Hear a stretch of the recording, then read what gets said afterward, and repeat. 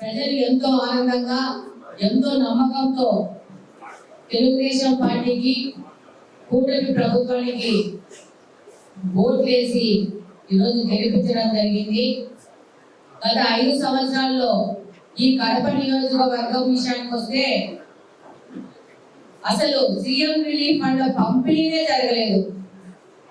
పాపం బాధితులు పేదోళ్ళు ఇక్కడ గెలిచిన వ్యక్తి పాత ఎమ్మెల్యే ఇంటికి వెళ్తే నేను సీఎం రిలీఫ్ ఫండ్ సంతకం పెడితే నీకు అర్థం నాకు అర్థం డీల్స్ చేసుకున్న పరిస్థితుల్లో గత ప్రభుత్వం వైఎస్ఆర్సీపీ ప్రభుత్వం నడిచిందని సందర్భంగా మీకు అందరికీ ఒకసారి గుర్తు చేస్తా ఉన్నారు.